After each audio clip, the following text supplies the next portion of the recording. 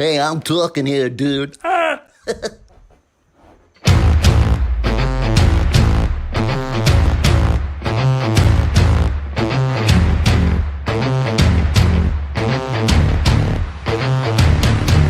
Hello, every person. Steve Rizzo here, and you are watching Hey, I'm Talking Here. We have a wonderful show for you today. We have the wonderful Brian Proctor will be here, and he's going to be talking about his new book and his mission and life. And if you don't know who Brian Proctor is, you will soon. We will be talking about him just a little bit more when I bring up Debbie and Bruce. But for some of you who are new to the show, this is a show about empowerment. It's a show that will not only take you to a better place in your business, but in life. And in my view, that's the ultimate success. And right now, I would like to bring, by the way, this show is brought to you by Conversations with Bob. As so many of you know, this is a book I wrote not too long ago. And if you'd like to purchase and buy a copy, you can at Amazon. You just go to Amazon.com and order a copy, or you can purchase it from, I think, PayPal too right now. So that's up to you.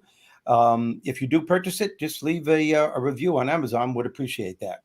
And right now, I want to bring up my guests. I want to bring up my co-hosts. I want to bring up Debbie. Where are you? There she is. I only see part of her. Hello, I'm behind Bob. There you go. That's pretty funny. Hello to all. Just as long as you're not in front of them, that's the most important thing. That's right.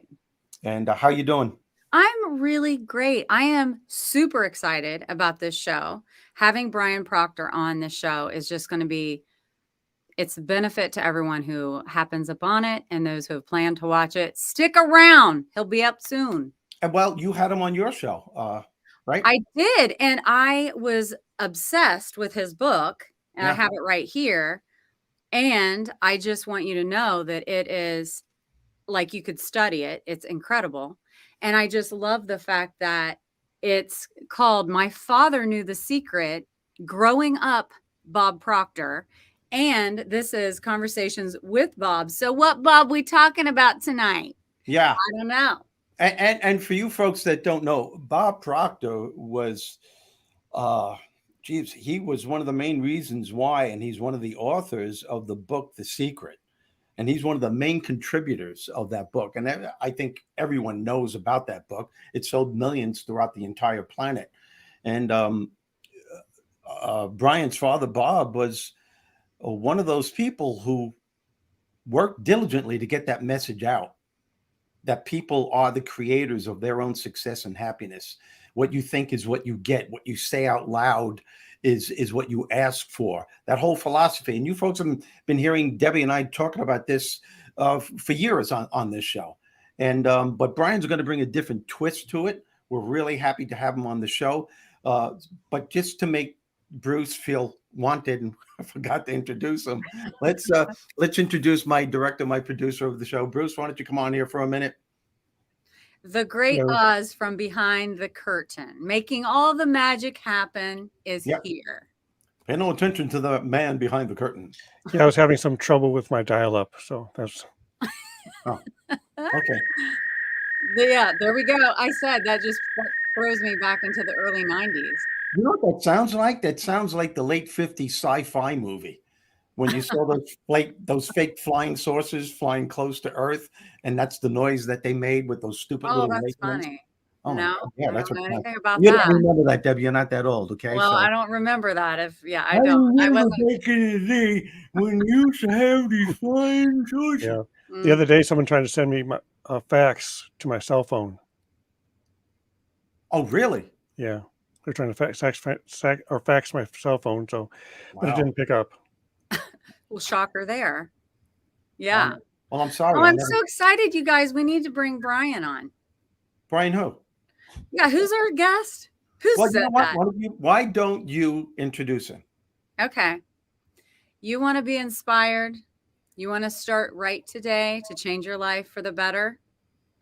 Hang tight, because we have the man, Brian Proctor, to come talk about his book right now. Yay! And I will leave you because I'm taking up all this screen space. But Thanks, as you're leaving, know that you are well loved. Yep, you are. last but not least. Brian. Well, hello there, everybody. Hello. Thank you for being on the show. I'm so glad you made it. I jumped on that opportunity immediately when I saw you on Ken Wall's Academy, and you mesmerized everyone with your wisdom. And I said, I got to get this guy on the show. And Debbie said the same thing. She had her on your show, on her show, and we're glad you're here. We're glad you're here. Thanks, Steve. It's great to be here. I'd like to ask you.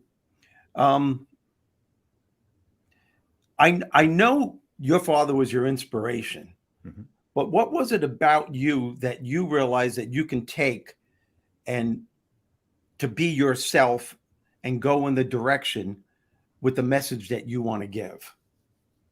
Oh, that's a great question. You know, that's the first time I've ever been asked that question, Steve. That's good. There you go. Good job, Stevie.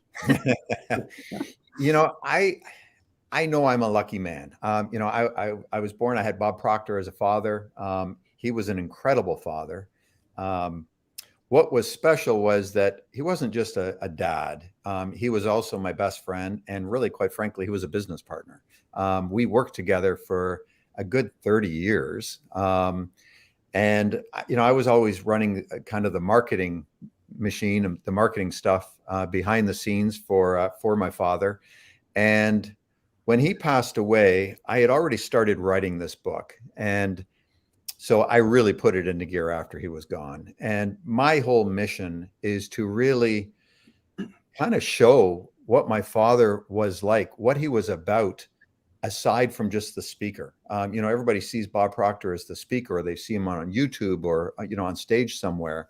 I thought I could bring a really interesting spin to who Bob Proctor was as a father, as a business partner, and as a friend.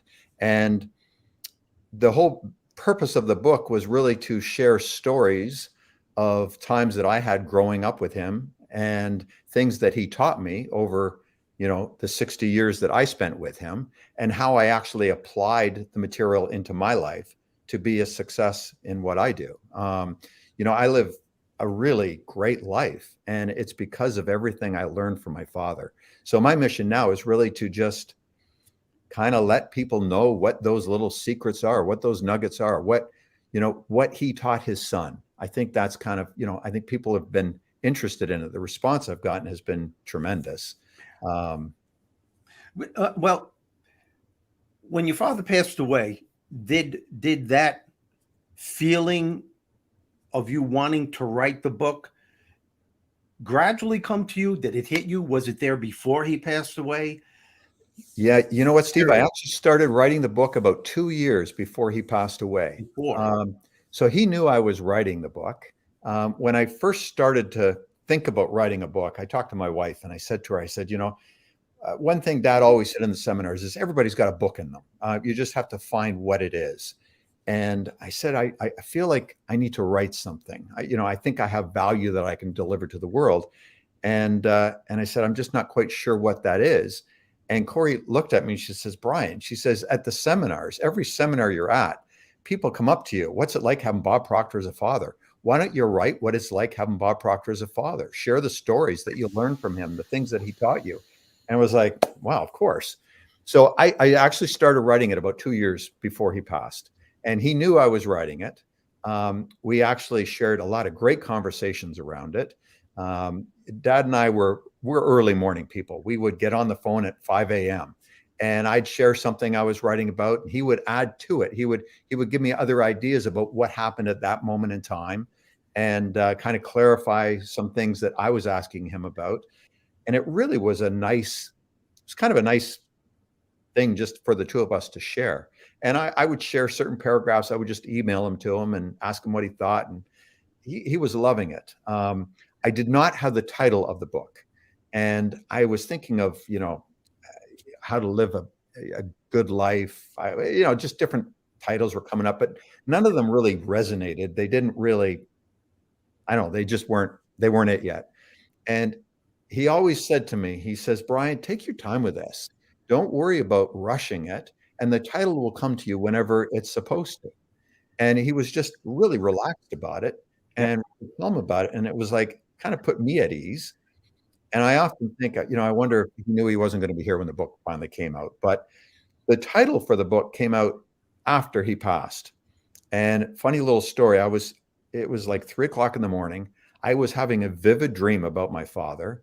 I woke up and the title was in my head. My father knew the secret. And I actually got up and wrote it down because, 3 in the morning, sometimes you can forget these things. And I got up and wrote it down because I thought, oh my God, how perfect is that title? My father was a legend in the personal development field. And not everybody knows who he is. Well, yeah, but it's, not everybody knew who he was. But he started in the 1960s and 1970s when personal development was not a household thing. Yeah. And it was a struggle to get your message out back in those days. And he worked it. He worked like crazy. And he did not become, I think, worldwide known until after The Secret came out, the movie and the book. And, he was 72 years old when that came out. So he had worked most of his life. And once that movie and the book came out, he was on, all of a sudden he's on Larry King Live, he's on Ellen DeGeneres, he's on lots of shows. And everybody started to see who Bob Proctor was. Yeah. I thought, that my father knew the secret. It just tied in really nicely. And it just kind of came to be. But you know what, Steve, what? I know Steve. And the fact that you told that story and me knowing him, that his best ideas come to him in the middle of the night, and he also wakes up and he'll jot it down. Yeah. Really? Yeah. My ideas come to me in dreams or by Bob himself, God himself, just talking to me saying, it took me 7 years to write my book. And when you're writing something, you just follow the process, what that higher part of you is saying. Exactly. And you don't argue with it. And there were times when I thought I was finished and Bob would say, no, you're not. 7 years it took me to write that book. Yeah. And then finally I knew it was finished. I have another question. I love the relationship that you had with your dad. And what a lot of siblings have is that rivalry with their father. And I don't think you ever had that. I don't think you, and correct me if I'm wrong, I don't think you're at a point now where you're saying to yourself, how am I going to follow in my father's footsteps? Right. Am I correct? You're correct. I just get that feeling from when I heard you speak on Ken's show and I listened to you and Debbie. I think what you're saying is I'm just taking what he gave me and I'm learning stuff on my own. He's my foundation, but I'm going in that direction. Right. Yeah. He always taught me, Steve, to be my own guy. So I'm not going to be an imitation of Bob Proctor. It'd be impossible. And I'm not him. I don't speak like him. I don't do anything that way like him. I certainly have his way of thinking. And sometimes I've watched a recording or something I've done, and I look at my wife afterwards and think, oh my God, I sounded just like my father. But it's not intentional. I had a great relationship with him. And I know not everybody has a great relationship with their parents, but I'm fortunate I did. And we were really, really close. And I was really lucky. And I know I'm lucky. But Dad always said, Brian, go out and be you, be the best version of you. And that's what I do. I'm out being the best version of me. I'm not trying to fill his shoes because, that would be crazy. I think you hit a main point as far as the law of attraction goes, because that's what I always did with my son, and I do it with my grandchildren. Be the best version of you, the best that you can be. I think there's a problem in this country, especially, is there's a difference between I want to be the best in my category as opposed to being the best you can be. I always told my son, look, don't worry about being the best in your field. Do your best. Do the best that you can. And if you're acknowledged as being the best in your category, that's good. But if not, that's good too. Yeah, we put too much of worth in. I got to be the best. I have to be the number one bestseller. I have to be the best in this, and that's ego talking. And if anything is going to keep you from living in accordance with the law of attraction, its ego will destroy you all the time. Yeah, I totally agree with you, Steve. That's the big thing that I always learned from my father. It's not having to be the best at something, but just being the best version of you in the present moment. You know, so many people, they live in the past or they worry about the future and they're not living in the present moment. So they're living a miserable existence, a miserable life. If we can stay focused on being the best version of us today, right here and right now, we're going to live a great life. It's not going to say our yesterday was going to be better or worse than today. I mean, we're going to have our ups and downs for sure.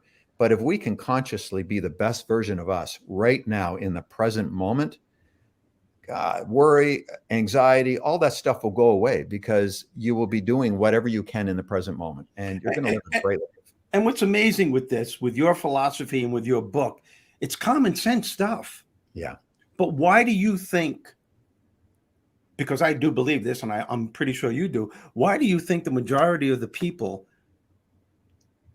make life more difficult than it has to be? They take challenges, and there are those who look at life's challenges and they immediately look at them as opportunities for growth. They know there's something within them that can meet that challenge head on. And then there are those, they're confronted with something and they blow it out of proportion. They make it worse than what it has to be because of this, this persistent negative chatter, this woe is me story that they're taking from past experiences into the present moment. What do you think is the main cause of that? And how do you get people to realize? Because it's hard. I guess what I'm saying, I give workshops sometimes and I'll tell someone this is how it's done. And they always say, well, it's easier said than done. And I'm like, well, yeah, anything in life is easier said than done, but that doesn't mean it can't be done. And I think it's because they don't know that they had alternatives on how to deal with stuff. And that's what your book is all about.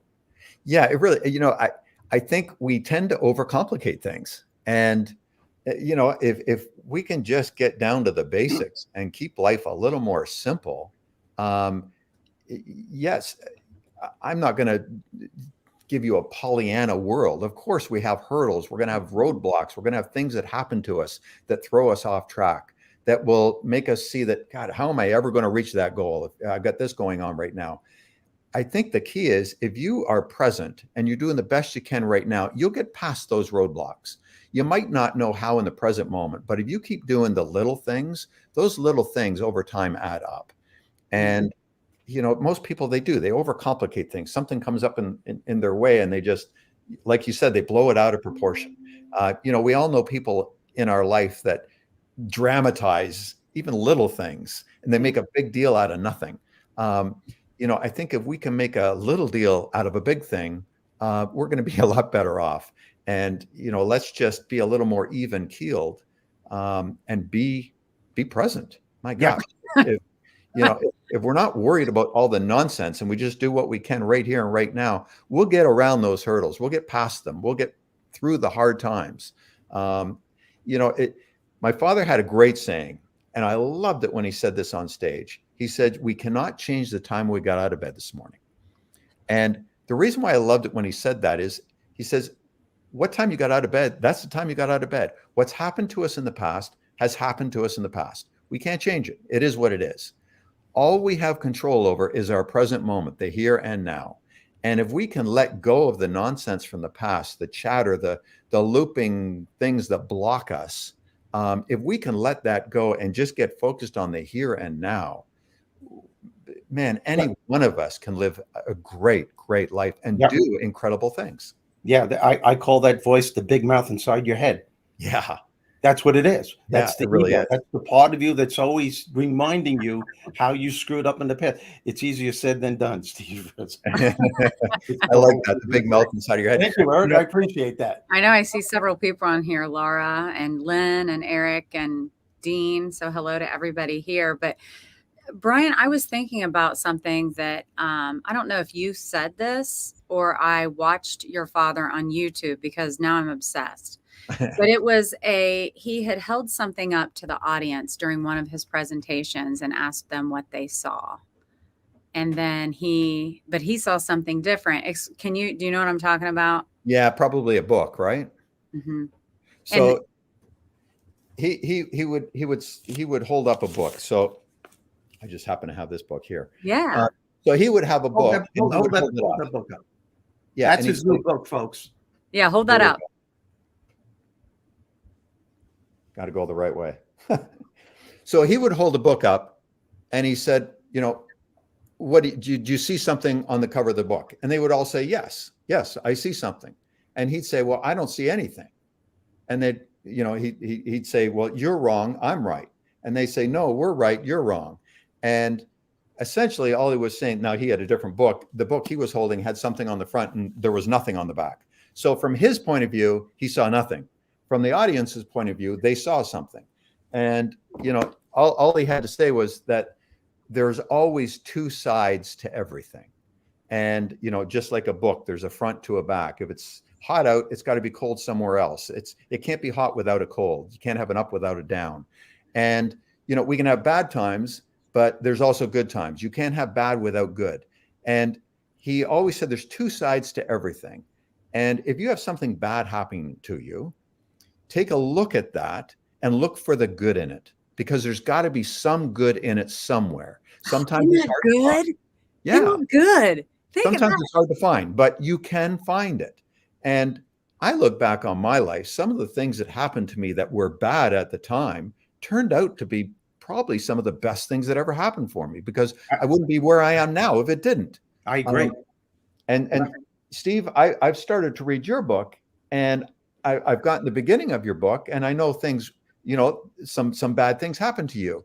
Well, look at you now. I'm sure now looking back on it, it wasn't as bad as you felt when you were going through it. Well, because I'm up and I've learned so much, I've gone through so much.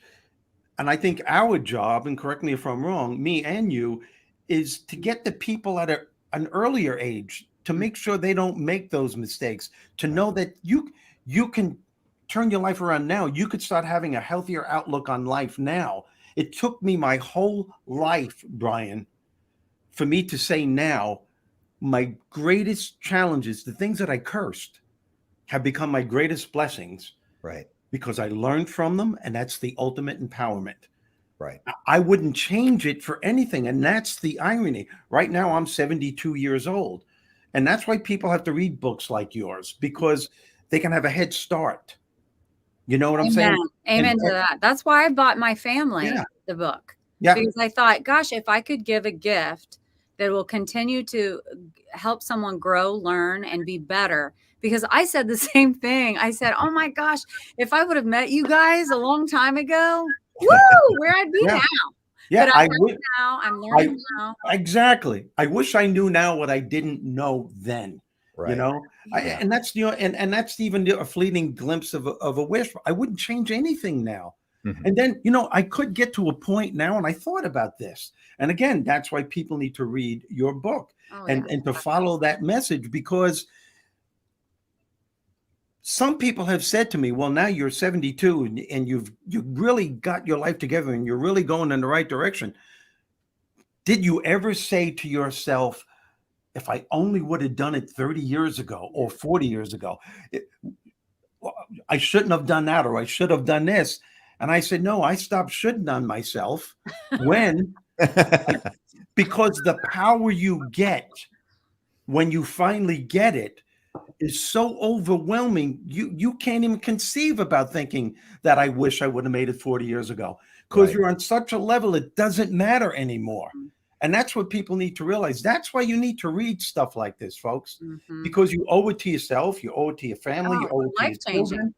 Excuse me? Yeah. It's life-changing. And it's easy. It's just that you make it more difficult than it has to be. There are alternatives. That's right. And here's another key to it, though. You have to be open to receiving it. If you're in a place of really solid negativity, and then you try to read a book that's trying to help, you know, you have to be ready for it too, I think. And, you know, if it's well received, if you're ready to stop living in that negative zone, as Steve calls it, then you read these things and it hits differently. It really gets in there, and it's so powerful. And like I said, that's why I felt like if I can give my children the gift of understanding these things in this special way, and the delivery of the messages are just empowering, because it's told, like, I felt like I was part of the Proctor family. Like I was sitting in their living room going through these experiences with them. And it was just, it made it real personal and it made it very relatable. I loved So, it. from what you said there, Steve, as well, the would have, should haves, that's just like I said earlier, it's part of your past. You can't change it. It is what it is. So, if that's driving you crazy, if that keeps burning around in your head, then you're not living in the present moment. You're worried about, God, I wished I had done this, or I wished I'd done that. You can't change it. But what you can do is the very best right now. And it doesn't matter if you're 14 or 72 or 82. It makes no difference. If you start working on you right now in the present tense, you could study something for 15 minutes a day, or work on a side business for an hour a day. That 1 hour a day works out to, I don't know how many intensive work weeks in a year, just 1 hour a day. That's concentrated effort on one specific thing, that a year from now, my God, where would you be? And we don't give thought to that. We just keep thinking, oh God, I wish I'd done that. I always say, would you be friends with yourself if you talk to you the way you talk to yourself? Would you be friends with somebody that talked to you the way you talk to yourself? And you need to start, thinking, what are you saying to yourself? Is it positive or is it negative? And if it's negative, kick that out and start talking positive and just start getting on with it, because nothing's going to change until you do. Nobody else is going to change you. Your circumstances aren't going to change until your thinking changes. Yep. That's what Einstein said. Nothing changes unless something moves. Yeah. Laurie. And I always tell people, you got to get up off your ass and move. Hi, Laurie. Laurie says, Steve, you came into my life for a reason. Now I have Debbie and Bruce and now Brian. Thank you. Laurie, thanks, Laurie. Here. Thank you, Laurie. That was very kind of you. So nice. You're very kind of you. I'm really interested. There's another story that I was thinking about about the car, and then also about you on the lake or whatever when the seal. Oh yeah. Yep. Oh my gosh. I don't know. This book is so good. I mean, and we could talk all night, not really cover everything that's in it, but I think that, explain to us what law of attraction means in your words, and a story that agrees with law of attraction. Sure. Well, law of attraction, that's what the movie and the book, The Secret, was really based on. It's really whatever we think about, what we give energy to, we bring into our life. Now, the only thing that The Secret didn't cover was that you've actually got to take action to bring it into your life as well. Yep. You just do. If I see too many people that are dreaming about what they want, but they don't get out and do anything towards it. And they're thinking, why isn't it working for me? It's not working for you because you're not out taking action on it. Well, I'll give you a great law of attraction story. I'm big on vision boards. I like a vision board. I put things on the vision board, things I'd like to have in my life. It's not necessarily my number one goal, although my number one goal is on there, but there's all kinds of other things on the board of just things I'd like in my life. And one of them was an old collector car. I got a thing for old Austin Healey's, little English, convertible sports car. And I'd seen a few in car shows. I loved the way they looked, sounded. I just thought they were kind of a cool car. Well, several years ago, my father was being honored at Carnegie Hall in New York City. And I thought, man, this is my opportunity. I'm going to go there a couple of days early. There was a website that I'd followed, Cooper Classic Cars. They're based in Greenwich Village in New York. And I got in a couple of days early. I checked in the hotel. The next morning I got up and I walked 6 miles. I like to walk. So I thought, I'm just going to walk all the way down to this car place. I get there and the lights are off, the doors are closed. And I'm like, wow, it's the middle of the day. It should be open. And, I could have easily have just turned around and left, but I didn't. There was an intercom button. So I pressed the intercom button and fortunately somebody answered. There's this young guy, Kyle. And he says, well, we're not open to the public. It's by appointment only. And so I said to him, I said, I'm only in town for a couple of days. I followed your website. I'd be really interested in seeing what you have. So he said, okay, I'll make an exception. He came down, turned on the lights, opened the door, and I walk in and there's beautiful Porsches, Ferraris, Jaguars. Well, up against the wall was this 1962 Austin Healey. And it was exactly the one that was on my vision board. Same color, everything. it was unbelievable. And I'd never sat in one before. So, there was my opportunity. I could sit in it. I sat in it, and it just felt really cool. It was concourse conditions. So it's like as good as the day it rolled off the line. Absolutely beautiful car, but it was a lot of money. He told me how much it was, and I was like, oh, that's the last thing I want to spend right now. I was about to renovate a house, and it's like, it was a lot of money. So I said to him, I kind of kept a poker face, and I said, well, let me think about it, and I'll get back to you. I took a bunch of pictures, and I left the place. Well, at the time, I was about to turn 55. And as you see, you see 55 behind me, 55, for whatever reason, has just been, I just love the number. No particular reason. I like the way it sounds, 55. It looks cool. It's always been my favorite number. When I was a young kid, I had 55 in all my jerseys. And I wanted my 55th birthday to be something special. And I had nothing really going on that was going to make it any different than any other birthday. Well, I'm walking back to the hotel, and I did the one thing I knew if I did, it would push me across the line. I sent pictures of the car to my father, and I called him, and I said, God, I saw this car, Dad, and he says, well, why don't you go around and buy it? And I said, no, it's not really the time for me to do it right now. And I gave him all the reasons why I shouldn't. Well, then I said to him, I said, I was thinking maybe I buy this car as a present to myself for my 55th birthday. And Dad was always, people don't treat themselves well enough. Mm-hmm. And so he said to me, Brian, there it is for you. You've got to turn around and go and buy that car. The great thing with Dad is he never pushed his own thoughts or ideas on me. He would have never bought a car like that. He wasn't into collector cars. He could have just as easily said, well, why the hell would you want something like that? That's kind of stupid. You're not even going to drive it very often. Mm-hmm. But he didn't do that. He knew it's something I wanted. So he supported me on it. And he said, you should go back and buy that. And he says, even if it's a struggle right now, it's a lesson that you'll learn by stepping out and doing it. And, it's as I said, I've been thinking about it for quite a while, but I was stepping out and taking action. So I went back, I negotiated the deal, and feeling a little uncomfortable about the whole thing. And I'm walking back to the hotel. So I called the guy as I'm walking back to the hotel, and I said, hey, Kyle, can you email me the British Heritage certificate on the car? Because there was all kinds of paperwork with it. And he said, sure, I'd be happy to do that. So he says, you'll have it when you get back to the hotel. I get back to the hotel. So I was born, the car was a 1962 Austin Healey 3000. And I was born December 8th, 1961. Well, I get to the hotel, I open this thing up, I look at the heritage certificate on the car. The car started to be built on December 8th, 1961, the day I was born. Isn't that goosebumpy? Yeah, I was buying it as a birthday present for myself, and it's actually started the day I was born. And wow. So, you want to talk about law, but you can't make that up. You got to be an idiot not to buy it. Yeah.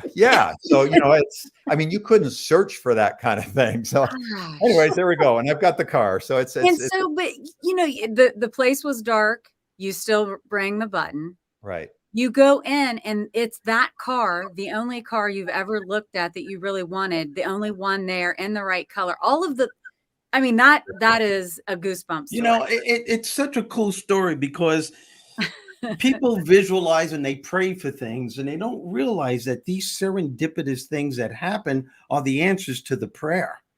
And sometimes I think when we pass on and we meet our maker and we're saying, I prayed and you didn't answer my prayer, that higher power, God's going to smack you in the back of the head and said, these are the dozen times I answered your prayer, but you were in such a negative state, right. You couldn't see that it was right in front of you. Exactly. Yeah. Oh, that's a great story. You guys, I got to tell you this. Eric Flinoy, he just said the 2 F words. 55. That's pretty funny. 55. Oh, that's awesome. He's so nice. He's hilarious. He's right. Yeah, that story is incredible. It's so true, though. We give thought to things, we ask for things, we want things, but we're not willing to step out and take action. And you got to step out and take action. If you want the good life, you've got to do something about it. Yeah. And sometimes imperfect action is better than no action at all. You just got to step out and do something. Oh, And that's Yeah, so true. and even when you make that mistake, even if it's a mistake, it's only a do-over. It doesn't mean it still can't happen. It just means you have to go in another direction. Well, That's that right. didn't work. What do I have to do now? Yeah. You know, I know you've heard this story, but it's just like Thomas Edison, 909,999 tries to create the light bulb. Everyone kept saying, "You're failing. You're failing." He goes, "No, I didn't fail. I just learned 9,999 ways how not to create a light bulb. I'll That's get right. there." You know Yeah. what I mean? It's Yeah. persistence. It's a rock solid, impeccable. It's a powerful belief that no one can falter if you know that it's so. That's And it. that's how the law of attraction works. Yeah. You And have the to do it action and part, know it. you Yeah. know, the what, you know, Brian, it's such the lost. It's the lost part where everyone's praying for something or trying to manifest something and then not getting it and thinking, but they don't do anything to get it. I mean, that really is. And like Steve said at the very beginning of the show, it sounds so simple, these things that we're discussing, but clearly we'd make it difficult because, you know, if you really want something, of course we got to put action behind it. And something else I was thinking about as you were talking, thinking about your father, all of the work he did for all of those years to get this message out. Mm-hmm. And at 72, he really blew up because of the movie and the book, The Secret. And now, Brian, you're able to take all those years that people weren't necessarily getting that message and continue to share that secret. And so all those years prior, your dad didn't look at it as it was not worth anything because he wasn't super successful and the world didn't know his name until he was 72. But look now that what you're doing to continue his legacy and the secret, like it's Right. amazing. It is amazing what you're doing. I Well, love it. yeah, thanks, Debbie. I've really enjoyed it. You know, and I always look a book, you know, a book is not an expensive item. And I put everything in this book that you really need to know to Yeah. be a success in your life. I didn't hide anything. I don't have a back end coaching program that I'm trying to sell somebody into. Nothing. I put Yeah. everything in this book because I really want the masses to be able to get it. My father had a great message, and I've distilled it in an easy to read conversational tone, really. Mhm. And I've put it in such a way that I will also in the book show you how to apply the lessons in your own life so that you can make the message work for you. You know, it's Wow. really, I've made it as easy as possible. It is. And I was saying that when you were on my show, the fact that you have the way it's written, Steve, it's crazy because it also aligns with conversations with Bob, where at the end it has like almost like your cliff notes. Mhm. Yeah. And then it's a notes section. Yeah. So My you high can, points to remember. Right. and it's like a training. It's like this isn't a book like that. I will keep this copy for myself because I'm going to be writing in it. I'm going to be doing the lessons and growing and getting better. It's really cool. But the other thing I was wanting to talk about, or I want Brian to talk about, is the coin Mhm. that your father, and do you have it near you? I do. I think you asked me the other day and I couldn't find it. So I've kept it now beside me all the time. So I've got Okay, it. so this is a close up, but then let's see his actual. You have it? There you go. I've got it. So this is something that he gave out at all the seminars, and it's a react respond coin. And he said, when things happen to us in life, we either react or respond. And react is usually a punch back without giving any thought. You know, it's usually a negative Mhm. negative thing. When we respond, we give thought to it and we respond, you know, in a way that is just smooth and easy. So we had the coin made up that respond and you're in control, react and you lose control. So the react side of the coin is rough because that's the rough side of life. When we react, you know, bad Mhm. things can happen. When we respond, you're in control. It's smooth. It's the smooth side. So even when it's in your pocket, you don't even have to look at it. You can just tell by feeling it. Yeah. And Mhm. and he always said that, you know, when things happen to us, things happen to all of us every day, good and bad. And when something bad happens to us, we need to take a step back and respond. That we give thought to what's happened and what am I going to do now? rather than react, say, oh, why me? Why me? You know, or somebody says something to you, snap back at them. It's a way of living is really what that coin is all about. And it's a way of living with control and with ease. If we live a life of response, we typically have a smoother, easier life. If we live a life of reaction, there's always going to be aggravating things happening for us. And that's what that's all about. You know, that's pretty cool because if people could adhere to that. Yeah. Laurie, what happens is that when they're confronted with something, they'll get to a point where it has actually become a part of who they are. Mm-hmm. And it could be in any life situation. You're having a disagreement with your husband or your wife or with your children. Automatically, you want to react. Yeah. Right. And now you could just say to yourself, whoa, whoa, whoa, whoa, whoa, whoa. You take a couple of breaths, and then all of a sudden you think about it just a little bit, maybe even walk away or whatever, and then go back and then respond. Right. So when you do that over and over again, the respond part becomes the habit. Yeah. Instead of the reaction part. And before you know it, life becomes a lot easier because you start living your life from that aspect, from every point, anything that ever happens to you, even a job interview. Yeah, you know, it takes a life from being. So that's the simplicity of what it is that you do, the simplicity of the book. And that's what we meant when we said earlier, we make life more difficult than what it has to be, primarily because we react, and that reaction comes from past experiences. Yeah. And when you come from a past experience, you're also predicting your future because you're going to do the same crap when the future comes because you're doing it in the present. Right. And people can't understand why their lives aren't working. Well, I had asked, do you remember this, Steve? So in Grow Live Academy, I was just like, and you know, you seem like a calm person, Brian. I mean, you do. You're very, like, I listen to you talk and I get really relaxed. But I asked you, do you always respond? Do you react? And your answer? I always respond. Yeah. I just don't react.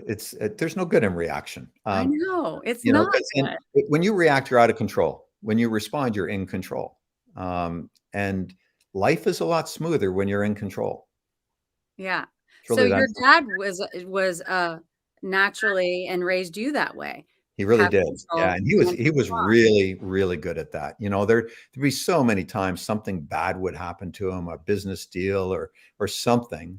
And, you know, he always just said, well, it is what it is. And he'd look for the good out of it. And then he'd just keep on going. He never let that stop him. You know, he lived, and this is how I live. You need to live your life with a worthy goal. You need to be going after something. So many of us just live day to day and we're just on that treadmill. If we have a worthy goal, something that we really want, something we want to do, something we want to have, a way we want to be, if we have a worthy goal, we will step out and do things in a day that we would never normally do. And when you start doing things you wouldn't normally do, you're going to start bringing in a better life. Ooh. And you'll only do those things if you have a goal that stretches you, that inspires you, and that maybe you don't have a clue how you're going to get there. But boy, if I just keep taking a step to it, eventually I will get there. And that was his way of living. And he taught that to me. And I think it's the way to live a better life, and it's the way to achieve great things in life. Yeah, my mantra has been in the past 5 years of my life. I think that's one of the things that keeps people back from achieving a goal is how am I going to do it? How am I going to, you just do it. Yeah. You know, I don't know how I'm going to get there. I only know that I'm on my way. That's right on it, Steve. Yeah. Right, and I'm taking every step in that direction. And if I'm happen to go 2 steps back, okay, I'll learn from that and I'll keep going. And all of a sudden now I'm 5 steps ahead again. Maybe I'll go back another step, but eventually you get there. And it's just like, again, that we said at the beginning, and it's the biggest hindrance of the human condition is that we do make our lives way more difficult than it has to be. Mm-hmm. And I have been blessed because I met people, famous people, people I knew personally, my older brother, who have gone through so much turmoil, so much pain, so much, and yet They became incredibly successful. They lived a happier life more than most people I know, in the condition that they were in, but still managed to persevere, always focused on what was working rather than fixating on what wasn't working, blessing the things that life has given them rather than cursing what life has thrown or taken from them. And we all have the power to do that. But that doesn't mean anything unless you know you have the power to do that. Right. And that's where your book and what you're saying now, and that's what I loved about your dad. Out of anyone that contributed to The Secret, he said it in layman's terms. He said it, he was talking about metaphysical jargon and made it easy for anyone to embrace. And I get that. Yeah, of course. And there's a talent there. There's a gift there to do that. And that's what you did, Brian, in this book. Yeah, you took it and made it so anyone can understand the concepts. Yeah, that's my stepmother, my dad's wife, Linda. She paid me that. It was such a great compliment. She says after she read it, she said, "My God, Brian, you write just like your father, and you simplify everything so that everybody can understand it." And that's the key. Dad always felt that if you couldn't explain something simple enough that a child could understand, then you didn't understand it well enough. That's it. If we can teach in a way that everybody can get it and understand and use it, we're off to the races. Do you think your father is channeling through you somehow? Sometimes I do. I definitely do. Yeah. Because well, sometimes he thinks. I mean, honestly, he titled the book. He woke up right after his dad. No, I mean to the point where you actually start talking to him, and I don't mean that as a joke. I mean, I feel my brother come through me sometimes when I'm having a challenge or something, or I'm writing, and I just thought, sometimes he'll even say, "I get it, Mike. I'm doing it. Calm down." I'll do that. And I'm wondering if you get that vibe from your dad. I do, Steve. One of the things, I was fortunate. His last 6 months of life, I spent most of it up in Toronto with him, just helping he and his wife and just being there with Dad. And his last couple of days, I would sit in the hospital with him. We just held hands for hours and hours. And he drove home. He says, "Brian, when I'm gone, keep talking to me. Keep talking to me. Talk to me every day. And you'll hear me. You'll hear me in your intuition. You'll hear me in that inner voice." And I do. I talk to him every day. And that intuition, I just take, whether it is or isn't, it doesn't really matter. But I feel it is. I feel his voice speaking to me. Yeah. And it's a nice thing. It's a great thing. And it's real. No one could ever say no. I believe that too. Yeah, and it's real. And I like the fact that you said you spent that time with him the last 6 months. One of the biggest blessings of the pandemic for me is that all my bookings were canceled. I was traveling a lot, but I got to spend the last couple of years, especially the last year, with my brother. I mean, really communicating. He only lives 5-7 minutes from where I live. And there were times when we watched TV together until, he was getting tired, and we would hold hands sometimes and we'd laugh our butts off. And it was the biggest blessing. And even when he passed on, I even said it in the eulogy that I'm never going to say goodbye to him, because the spirit that constitutes who Michael John Rizzo really is will always be in me. And I didn't know it would be that intense. I didn't know he'd be arguing with me as I'm writing, or I know it's pretty funny though. But I have a question. Was your I don't know, your biological mother, was she I'm back to the coin, guys, responsive? Was she also would respond, or was she more reactive? Good question. That's a good question. I would say my mother's more responsive. She's probably a little bit of both, but she's probably more on the responsive. Yeah. My parents divorced. I was only 14. They were really young when they got married. My mom was 19 when I was born. And I look at them today, it's like, I get why they divorced. They just weren't on the same, just weren't in the same place. Yeah. But no, mom's always been pretty good, Okay. Wouldn't that have been funny if he was always like calm, and she's like, Yeah, no, she's not like that. She's very calm. She's pretty even keeled. Well, Yeah. then you had it double whammo. I mean, there's no chance of you being, you were but writing. I mean, too, what you've learned and how you've been raised, but also the principles that you use that you've been raised with help you be. And that, Right. that's great, because all of us can be more responsive instead of reactive with the tools that are in the book. So that's amazing. Yeah. Brian, is there, by the way, I really enjoyed this conversation. Is there anything special you want to say to the people in closing? Anything that you want them to embrace, to adhere to, a particular message from the book? Or, and by the way, when this is over, I want you to let them know where they can get the book, give all that information. But if your last words. Really, my last words would be this. I say it in the book in the beginning and at the end, and I said it at the beginning of our talk today. Be aware of the way you're thinking, and be aware of how you speak to yourself. And if you find that you're speaking to yourself not in a great way, change it. Change it. Once you're aware of it, it's easy to change. And live the best version of you every day. Be the best version you can be right now. If you can do that, you're going to have better relationships. Your spouse, your kids, your boyfriend, girlfriend, whoever, you'll have a better relationship if you're the best version of you right now. And your business will blossom and bloom. Your life will get better. I'm not going to promise you that it'll be better tomorrow. It might take 2 months, 3 months, 4 months. Yeah. But if you're the best version of you every day right now, I promise you, 1 year from now, you'll be looking back on your life thinking, oh my God, things are so different now. Wow. Because you focused on being the best version of you right now. That's it. If I'm to give you a real simple one, that's the big one right there. And isn't it amazing too? The real blessing in that is that other people that you know very well will go, you're different. You've changed, right? They notice it. They notice there's an aura, there's an energy that it reflects on everyone. Well, Brian, I so much appreciate you. I appreciate you being on the show. Bruce, if you could show the book to everyone, and Brian, why don't you tell them where they can get the book? Well, you can get the book on Amazon, or if you go to brianproctor.com, you can order the book there. It'll throw you to Amazon, whatever country you're in. And there's also some extra bonuses there. That's it. It's, like I say, I'm not selling anything else. It's just a book. Yep. I have a mission to get this in a lot of hands.